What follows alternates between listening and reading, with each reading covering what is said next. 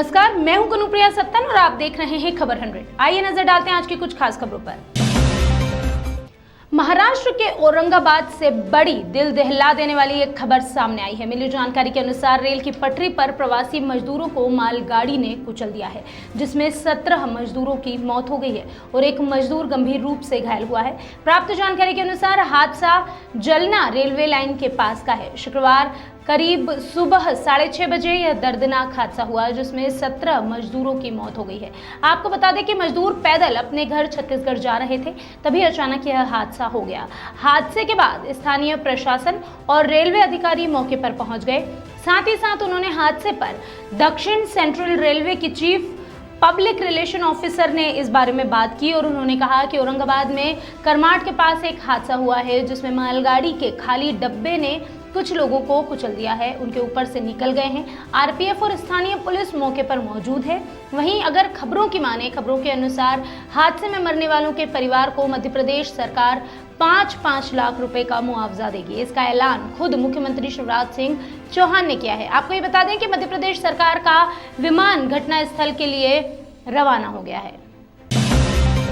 Corona खतरे के बीच मध्य प्रदेश के इंदौर में निजी अस्पताल की मनमानी से एक के बाद एक कई मौतें सामने आई है। इंदौर में कोरोना का कहर कम होने का नाम ही नहीं ले रहा। लगातार मरीजों के आंकड़े में इजाफा हो रहा है और मौतों की संख्या भी तेजी से बढ़ रही है। इंदौर के गोकुलदास अस्पताल में भर्ती मरीजों के परिजनों ने गुरुवार को एक वीडियो वायरल किया।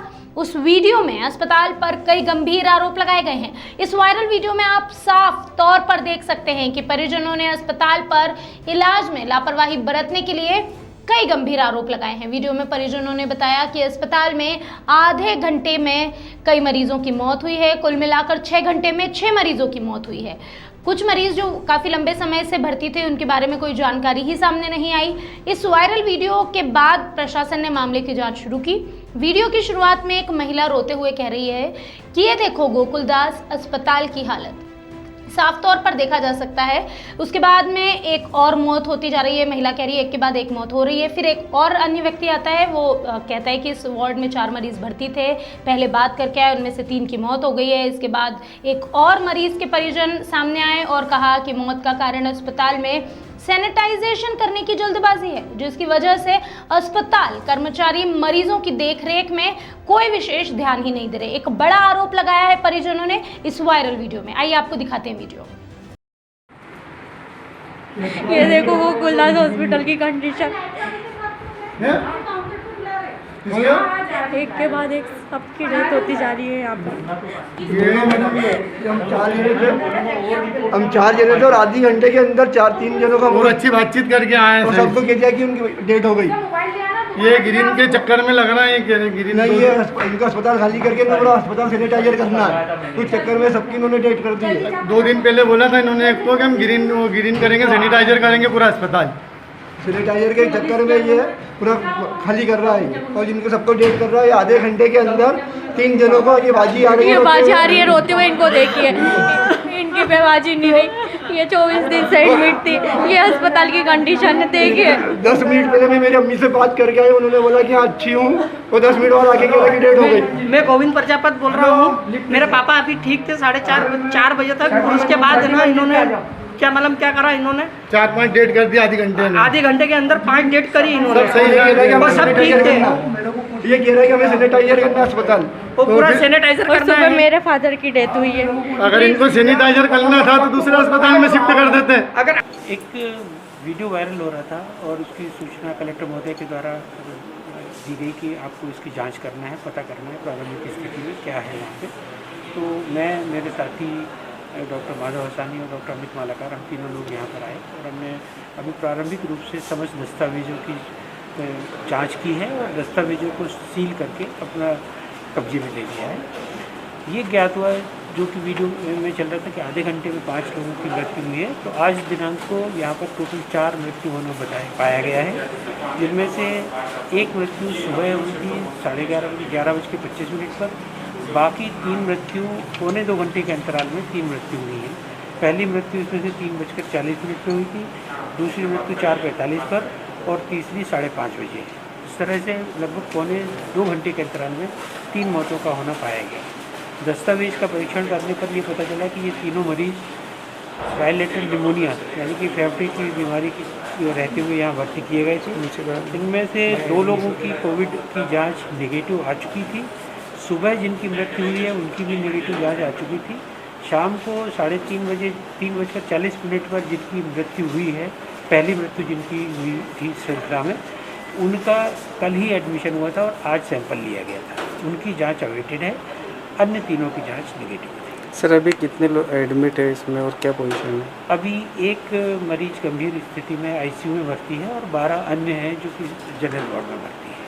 सर परिजनों की नाराजगी का क्या कारण है? क्या प्रशासन की इसमें कहीं चूक नजर आती है मौके में? मैं ऐसा नहीं समझता कि उसमें प्रशासन की कोई चूक का विषय है, क्योंकि जो कागज़ हम देख रहे हैं और जिनकी अभी प्रारंभिक जाँच की गई, इसमें ये जो नोट्स पड़े हुए हैं डॉक्टर के, एक 25 दिन से एक महिला भर्ती थी जिसको बायलेटरल निमोनिया के साथ में ब्लड प्रेशर और डायबिटीज़ की भी शिकायत थी। दूसरी जो मृत्यु हुई है वो 7 दिन तक यहाँ पर रही है और तीसरी जो मृत्यु हुई है वो यहाँ पर कल ही आई थी और आज मृत्यु हुई। किसकी कितनी चूक है ये देखने के लिए हमें पूरे दस्तावेज हमने जब्त कर लिए हैं। पूरा सघन जांच की जाएगी, तत्पश्चात ही ये बताया जा सकेगा कि इसमें प्रशासन की, अस्पताल प्रशासन की खास मतलब की बात कर रहा हूँ मैं, अस्पताल प्रशासन की इसमें कितनी चूक है और तत्पश्चात ही निर्धारित किया जाएगा कि क्या किया जाए। सर जैसे कि वीडियो में सैनिटाइजेशन की बात आ रही है, यदि सैनिटाइजेशन होता है तो मरीजों की शिफ्टिंग की क्या अल्टरनेटिव व्यवस्था यहाँ पर होगी? सैनिटाइजेशन की 2 चीज़ें आपके प्रश्न से पैदा हो रही है कि पहला तो ये बात आई कि सैनिटाइजेशन किया गया, उस दौरान मृत्यु हुई, तो एक जो मरीज भर्ती है उनके अटेंडेंट्स का ये कहना है कि सैनिटाइजेशन किया जाएगा, ऐसा बताया गया था, आज किया नहीं गया है।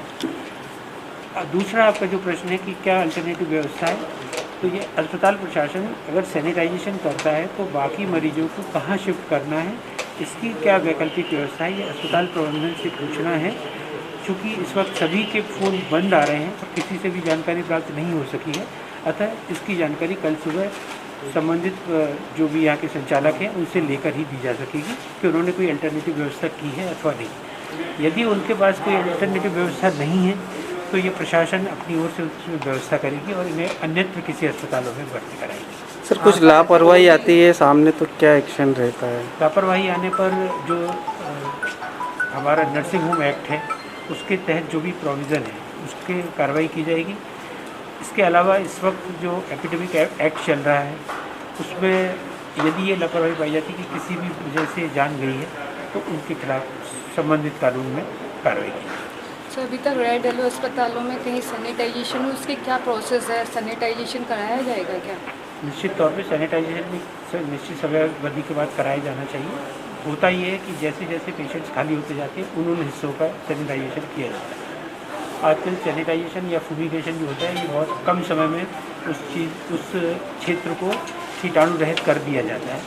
तो जो प्रोटोकॉल्स हैं उसके आधार पर मरीजों को दूसरी जगह शिफ्ट करके ताकि उन्हें कोई नुकसान ना हो, वहाँ का सैनिटाइजेशन एक नियमित अंतराल के बाद किया जाना चाहिए। सर यहाँ पे स्टाफ से या और भी परिजनों से कुछ बात होती है, पेशेंट से कुछ बात हुई, आपकी क्या कहना है? जो निकट परिजन जिनसे जानकारी मिलने की संभावना थी वो एक ही व्यक्ति थे जो जिनकी मदर आईसीयू में भर्ती थी, उनसे जानकारी भी ली है और उनका बयान भी हमने दस्तावेज किया है।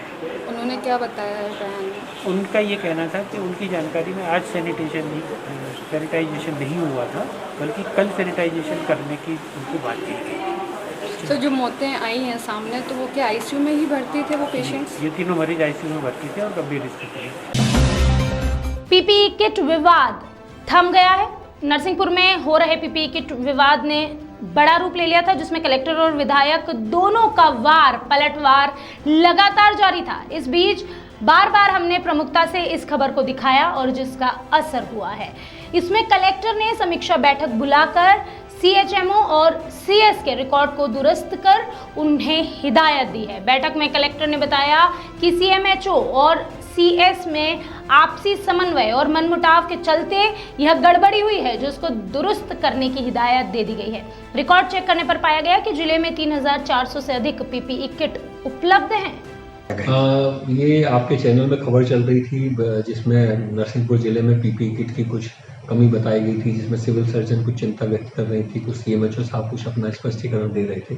जैसे ये तथ्य मेरे संज्ञान में आया, मैंने दोनों पक्षों को बुला के, सिविल सर्जन को और सीएमएचओ को बुला के इस बात की समीक्षा की है और हमने पाया है कि थोड़ा सा उनके प्रेजेंटेशन में, थोड़ा समन्वय में, कुछ समझने में थोड़ी कमी आती है, जिसकी वजह से भ्रम की स्थिति निर्मित हुई। जिले में लगभग 3400 पीपीई किट अभी अवेलेबल है, जो कि कोरोना का कहीं भी कोई संदिग्ध या पॉजिटिव पाया जाएगा तो पहुंचा के उसकी कार्रवाई की जाएगी। पीपीई किट की फिलहाल अभी आज की तारीख में जिले में कहीं कोई कमी नहीं है। मैं चैनल को धन्यवाद देता हूँ कि उन्होंने एक महत्वपूर्ण विषय को उठाया, जिला प्रशासन के संज्ञान में लाया। मैं आपके माध्यम से जनता को आश्वस्त करना चाहता हूँ, जनप्रतिनिधियों को आश्वस्त करना चाहता हूँ, प्रशासन यदि इस तरह का कोई भी मैटर आएगा उसको तत्काल हम संज्ञान में लेंगे और कमियों को दूर करने का प्रयास करेंगे। कोरोना के संदर्भ में जो भी सबसे उच्चतम कदम हो सकते होंगे इससे निपटने के लिए वो उठाए जाएंगे। धार जिले के कुक्षी में नगर के सिविल अस्पताल, निसरपुर के सामुदायिक स्वास्थ्य और पुलिस चौकी निसरपुर में धार महू लोकसभा सांसद छतरपुर दरबार ने कोरोना से लड़ाई लड़ रहे योद्धाओं की सुरक्षा के लिए पूरे संसदीय क्षेत्र में जरूरी सामग्री का वितरण किया, जिसमें PPE kit, mask, sanitiser, body suit आदि शामिल थे। आपको बता दें कि ये काफ़ी लंबे समय से जो कोरोना चल रहा है, इसको लेकर कई लोगों ने बार बार इस तरह की चीज़ों का वितरण किया है, लेकिन आने वाले समय में भी हमें सावधानी बरतनी होगी। के लिए जो किट उपलब्ध करवाई गई आपको, सर कैसे क्या है इसका? इसका बहुत ही उपयोग होने वाला है। जो भी मान लो सस्पेक्टेड केस आते हैं, ऐसी स्थिति में हमको पेशेंट को देखना रहता है और इसकी सुरक्षा के लिए बहुत ज़रूरी है। और मास्क है, सैनिटाइज़र है, पीपीई किट है, ये पर्सनल प्रोटेक्टिव किट है। इसकी सुरक्षा के लिए हमारे हेल्थ विभाग को बहुत सपोर्ट मिलेगा और मैं चाहूँगा कि इसका सही टाइम पे हम सही उपयोग करें। सर अभी तक कोई मरीज आया अपने ब्लॉक में? अभी तक ऐसा सस्पेक्टेड मरीज कोई आया नहीं है। जितने भी हमारे यहाँ लोग आ रहे हैं, बाहर से आ रहे हैं, हम पूरी मोबाइल टीम से और हमारे डॉक्टर लोग पूरा स्क्रीनिंग करके उनका ट्रीटमेंट भी दे रहे हैं। लेकिन अभी ऐसी कोई स्थिति नहीं बनी कि यहाँ से हम कोई सैंपल वगैरह भेजें। सारे लोगों को होम क्वारंटाइन करा है और उनका मॉनिटरिंग कर रहे हैं हम बराबर। सर जैसे कोई मरीज निकलता है तो उसके लिए क्या तैयारियाँ हैं? हमारे यहाँ तैयारी, हमारे यहाँ जो सैंपल लेने के लिए बॉक्स जो अलग से एक तैयार किया गया है, भोपाल लेवल से ला के यहाँ फीड किया गया। और यहाँ जैसा अगर कि कोई आता है मरीज तो उसका सैंपल लेके उसको होम का, हमारे यहाँ क्वारंटाइन सेंटर बना हुआ है, वहाँ पे हम लोग रखेंगे और उनकी ट्रैवलिंग हिस्ट्री और कहाँ से आया उसका भी फीडबैक लेंगे और ज़रूरत पड़ी तो उनके घर वालों को भी हम क्वारंटाइन करेंगे हमारे पास सेंटर के। ये किट आदरणीय प्रधानमंत्री जी ने जो प्रधानमंत्री राहत कोष के लिए हमारे सम्मानित सांसद छतरपुर दरबार जी ने राशि प्रोवाइड कराई थी, उसमें अपने ज़िले के लिए उन्होंने 30 लाख रुपए सिर्फ हमारे ये कोरोना वॉरियर, कोरोना योद्धा जो अभी कोरोना संक्रमण के दौरान अपनी ड्यूटी कर रहे हैं और अपनी शासकीय सेवा भी दे रहे हैं, पुलिस है, डॉक्टर हैं, अन्य विभाग के भी कर्मचारी हैं, इनकी सुरक्षा के लिए ये उपलब्ध कराया जा रहा है, जिससे कि हमारे क्षेत्र में ये जहाँ पर भी संक्रमित परिवार हैं या घर है वहाँ पर ये किट पहनकर जा सकते हैं और अपनी सुरक्षा स्वयं कर सकते हैं। और हमारे क्षेत्र में ही नहीं, पूरे विधानसभा, पूरे लोकसभा में आदरणीय सांसद जी ने, छतर सिंह दरबार साहब ने ये किट उपलब्ध कराए। उज्जैन जिले के भैरवगढ़ थाना क्षेत्र के गांव अजनारा में 2,90,000 रुपए की लूट को अंजाम दिया गया है। प्राप्त जानकारी के अनुसार पेट्रोल पंप की सिल्लक लेकर चंद्रावतीगंज यूको बैंक में जमा करने जा रहे युवक से अचानक भैरवगढ़ थाना क्षेत्र के ग्राम अजनारा मार्ग पर मोटरसाइकिल सवार 2 बदमाशों ने रास्ता पूछने के बहाने से उसे रोका, फिर आंख में उसकी मिर्ची डाल दी और उसके बाद इस तरह से लूट को अंजाम दिया। देश के हॉटस्पॉट शहरों में शामिल इंदौर में लगातार कोरोना के मरीज बढ़ रहे हैं। WHO रिपोर्ट के अनुसार गुरुवार को इंदौर में 28 नए पॉजिटिव मामले सामने आए, जिसके बाद इंदौर में कोरोना पॉजिटिव मरीजों की कुल संख्या बढ़कर 1727 हो गई है। कोरोना से दम तोड़ने वाले मरीजों की भी संख्या बढ़कर 86 यानी कि 86 पहुंच गई है। अगर मीडिया रिपोर्ट्स की माने तो गुरुवार को कुल 372 सैंपल जांच के लिए भेजे गए थे, जिनमें से 344 नेगेटिव निकले। वहीं रिपोर्ट के अनुसार गुरुवार को कुल मरीज 68 मरीज डिस्चार्ज हुए। साथ ही 74 मरीजों को क्वारंटाइन से डिस्चार्ज कर घर भेज दिया गया है। धार जिले के कुक्षी के पास आराड़ा गांव में खदान धंसने से 2 मजदूरों की मौत हो गई है। मरने वालों में एक अराड़ा का और दूसरा बलवानी का रहने वाला है। सूचना मिलने पर तहसीलदार सहित शासन प्रशासन के अधिकारी पहुंच गए हैं। इंदौर में लोहा सीमेंट स्टील व्यापारियों को शंकर लालवानी से मुलाकात के बाद थोड़ी सी राहत मिली है। सांसद ने शर्तों के साथ IT कंपनियों को भी खोलने पर सहमति तो जताई है। इंदौर में एक बड़ा बिजनेस सेंटर है और लॉकडाउन के कारण गोडाउन में बड़े स्तर पर माल रखा हुआ है। वहीं इसके निराकरण के लिए कई कारोबारियों ने यहाँ के सांसद शंकर लालवानी से मुलाकात की थी और शंकर लालवानी ने सशर्त इनकी परेशानियों को समझकर दूर भी किया है। सांसद ने स्पष्ट तौर पर कहा है कि सभी कारोबारियों और IT कंपनियों को कोरोना से बचाव की गाइडलाइन का पालन करना होगा और कर्मचारियों को भी ध्यान रखना होगा कि गाइडलाइन क्या है और उनसे भी उसका पालन कराना होगा। इस बात का सभी को ध्यान रखना होगा और गाइडलाइन का पालन नहीं कराने की स्थिति में अनुमति रद्द कर दी जाएगी और अगर होता है तभी उसे जारी रखा जाएगा। कोई भी अगर धांधली पाई जाएगी तो उनके विरुद्ध कड़ी से कड़ी कार्यवाही भी की जाएगी। इस बैठक में इंदौर कलेक्टर मनीष सिंह, DIG हरिनारायण चारी मिश्र, AKVN के MD कुमार पुरुषोत्तम समेत कई बड़े आला अधिकारी मौजूद थे। सीमेंट स्टॉकिंग एसोसिएशन की तरफ से हमारे अध्यक्ष अनिल विजयवर्गीय जी साहब और सचिव रोहित मारू जी और मैं पवन खंडेलवाल, हम लोग अभी माननीय सांसद शंकर लालवानी जी के माध्यम से कलेक्टर साहब से मिलने आए थे। जो हम लोगों के सीमेंट कंपनियों के डिपो में माल पिछले 2 महीने से रखा हुआ है और माल हम निकाल नहीं पा रहे हैं, जिसकी वजह से माल खराब होने की संभावना थी। तो आदरणीय अपने शंकर लालवानी साहब ने हमारे कलेक्टर साहब से मीटिंग करवाई और काफ़ी सकारात्मक चर्चा रही उनके साथ में और उन्होंने हमको अनुमति दिलवाने के लिए आगे कार्रवाई करवा दी है, जिसमें सीमेंट स्टॉक एसोसिएशन के जो डिपो हैं उनको अनुमति मिलने वाली है। तो शंकर लालवानी जी को हम उसके लिए बहुत बहुत आभारी हैं। लटेरी के ग्राम मोतीपुर में पीने के पानी की गंभीर समस्या को लेकर हमने खबर को प्रमुखता से चलाया था। इसका सफल परिणाम भी हमको देखने को मिला है। प्रशासन ने खबर के माध्यम से ग्रामीणों की पीने के पानी की समस्या को सुना, उसको दूर करते हुए उनको राहत देने के साथ साथ खराब पड़ी बोरिंग की मोटर को भी दुरुस्त किया और पानी मुहैया कराने के निर्देश जारी किए हैं। साथ ही शुचि जैन ने यह भी बताया कि मोतीपुर गांव में समिति का गठन कर प्रत्येक घर से 50 रुपए लेना है और इस पैसे से बोरवेल की मोटर, पानी सप्लाई की सामग्री का मेंटेनेंस करने के साथ सभी ग्रामीणों को पानी का उचित प्रबंध कराने के भी निर्देश दिए गए हैं। हिंदी न्यूज चैनल 1 और खबर 100 ने न्यूज चलाई थी, जिससे आज अधिकारी आए और इस पानी की समस्या को लेकर 1 सप्ताह के अंदर समस्या का हल निकाला जाएगा। का गठन करवा रहे हैं और इनके बीच में गांव वाले पंचायत अधिनियम के तहत टैक्स जमा करेंगे जल कर के रूप में। उस टैक्स से ही एक जो टैक्स वसूल करने वाली एजेंसी होगी वो अपना उसका कमीशन भी तय होगा और उस टैक्स राशि से जो टूट फूट, मोटर जलने की समस्या, कोई पाइप में टूट फूट हो जाती है, इस टाइप की जो समस्या होती हैं उन्हें दुरुस्त किया जाएगा, ठीक किया जाएगा। तो कमी क्या आ रही थी कि आपको आना पड़ा? जी, कमी क्या आ रही थी तो आपको आना पड़ा? शिकायतों का स्थायी रूप से निराकरण यहाँ का स्थानीय प्रशासन ग्राम पंचायत नहीं कर पा रही थी, इस कारण से इन्हें SDO PHE और मुझे आना पड़ा। तो कब तक इसका समाधान हो जाएगा? ये नई मोटर लाने वाली बात है, क्योंकि लॉकडाउन चल रहा है, दुकानों के खुलने की समस्या है। 3 से 4 दिन के अंदर मोटर नहीं आ जाएगी, मोटर पाइप आ जाएंगे और हमें विदिन ए वीक 1 सप्ताह के अंदर हमारा इरादा है कि हम पानी की सप्लाई शुरू करवा दें इस गाँव में। आपके द्वारा आज ग्राम मोतीपुर में भ्रमण किया गया और हम लोगों के द्वारा देखा गया कि मोतीपुर के गांव वाले कैसे पानी की समस्या से जूझ रहे थे। ग्राम में आज 2 हैंडपंप का मेंटेनेंस कार्य भी कराया गया और जो आज चालू है पर उनका वाटर लेवल कम है वो चले जाते हैं।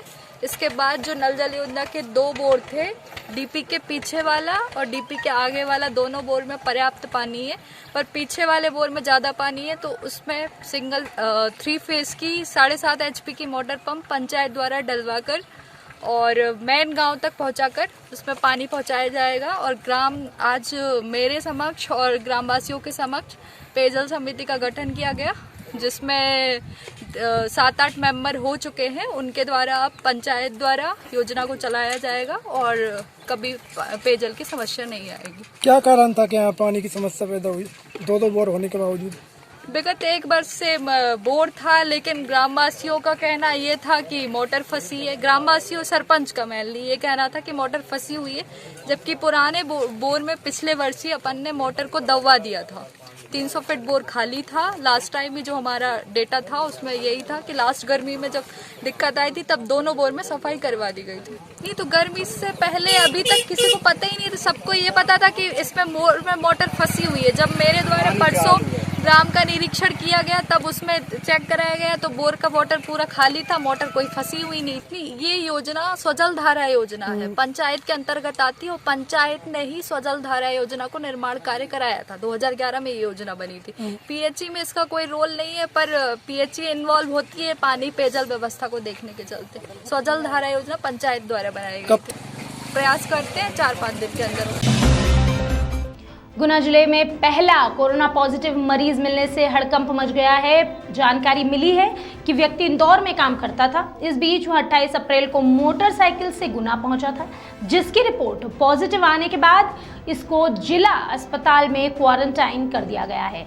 व्यक्ति इंदौर के नेहरू नगर में काम करता था, जो कि बीनागंज के बापचा लहरिया का रहने वाला है। युवक को गुना जिला अस्पताल में आइसोलेटेड करने के बाद पूरे जिले को पूर्णतः लॉकडाउन करने के आदेश जारी कर दिए गए हैं। अभी के लिए बस इतना ही। बाकी हर खबर, हर अपडेट के लिए बने रहिए खबर 100 के साथ। जनता की बुलंद आवाज। घरों में रहिए, स्वच्छ रहिए, स्वस्थ रहिए और अपने हाथ धोते रहिए, क्योंकि कोरोना से जंग अभी जारी है।